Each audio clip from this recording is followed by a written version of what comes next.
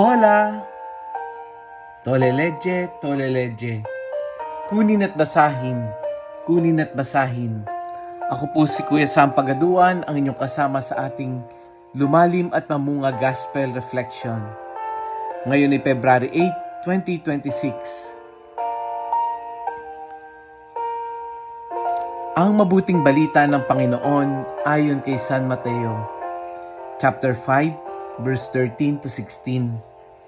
Noong panahong iyon, sinabi ni Jesus sa kanyang mga alagad, "Kayo'y asin sa sanlibutan.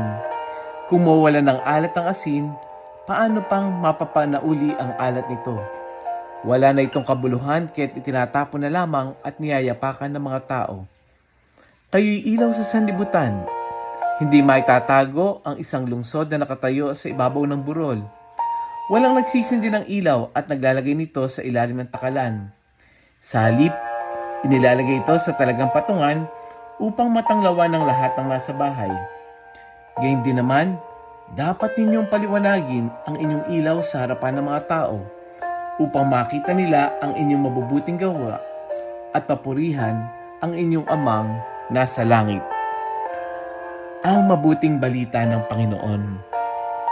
Pinupuri ka namin, Panginoong Hesukristo. Sa gospel natin ngayon, narinig yung last part.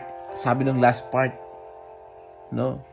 Pagliwanagin ang inyong ilaw sa harapan ng mga tao upang makita nila ang inyong mabubuting gawa at papurihan ang inyong amang nasa langit. Sa gospel natin ngayon, alam mo kung minsan, mas gusto ko na lang din maging ordinaryong tao. Ordinaryong mamamayan, yung simple lang. Yung makaraos lang sa maghapon, masaya na.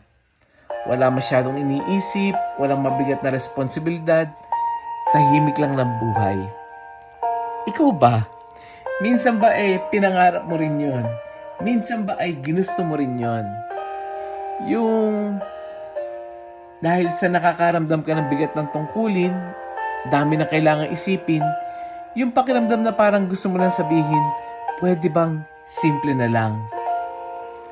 Sa gospel natin ngayon, medyo pinapaalahanan tayo ni Jesus, pero hindi siya simple. Nakaka-challenge.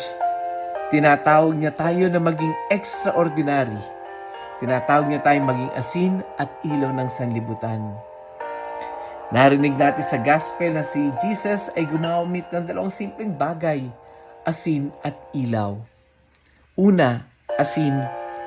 Inanyayahan tayong maging asin sa pamamagitan ng pagiging pampalasa sa buhay ng iba. Di ba? Ibig sabihin, huwag tayong maging ordinaryo sa paraang wala man lang tayong ambag sa mga nasa paligid natin. Ang asin, kahit maliit na kurot lang, nakakapagbigay na ng lasa sa buong pagkain. Ganito rin tayo. Hindi kailangan grande ang ginagawa natin. Hindi kailangan sikat. Hindi kailangan malaki. Sa simpleng kabutihan, sa simpleng malasakit, sa simpleng pag-unawa, pwede din tayong maging asin sa mundong matabang at mapait. Hinahamon din tayo ni Jesus na maging ilaw, maging tanglaw, magliwanag ang kabutihan. Hindi para ipagyabang na mabait tayo, hindi para purihin tayo ng tao, kundi para sa isang dahilan, to give God's glory, para magbigay ng glory sa Diyos.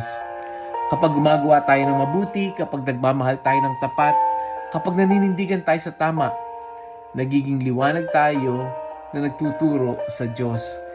Kahit gusto nating simple lang ang totoo, tinagtawag tayo ng Diyos na magbigay kulay, magbigay lasa at liwanag sa mundo. Kaya ngayong araw na ito, paano natin to i-apply yung pagiging asin? Yung isang simpleng ngiti, isang simpleng pakikinig, isang simpleng pangunawa, pagtulong. Kung minsan para sa atin maliit na bagay lang yon, pero malaking epekto sa iba. Inaanyahan tayo maging ilaw sa paanong paraan. Hayaan mo makita ng iba yung katapatan mo, yung malasakit mo, yung pagmamahal sa kilos mo. Hindi man sila naniniwala, maranasan nila, makita nila. Let us pray. Panginoong Jesus, ikaw yung tunay na liwanag ng mundo. Tulungan mo kaming maging asin na nagbibigay lasa sa mundong matabang. Gawin mo kaming ilaw na nagdadala ng pag-asa sa madilim na paligid.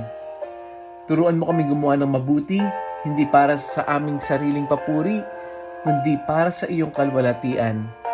Nawa, sa simpleng pamumuhay, maipakita namin ang iyong presensya at pagmamahal. Amen. Friends, i-share natin yung gospel na ito sa ating mga kapamilya, sa GC, sa kamag-anak, sa mga ka-classmate, kaibigan. Sa simpleng pag-share, alam mo ba, nagiging asin ka ng sanlibutan. Nagiging asin tayo. Nagiging liwanag tayo. Muli, ako po si Kuya Sam Pagaduan, nag-aanyaya. Halina, tayo ay lumalim at mamunga. Lumalim sa pananampalataya at mamunga na mabubuting gawa. God bless us all. Oops, teka. Huwag kakalimutan magsimba o kaya ay umattend sa inyong mga church activities, sa inyong pagsambaw, whatever. God bless po ulit.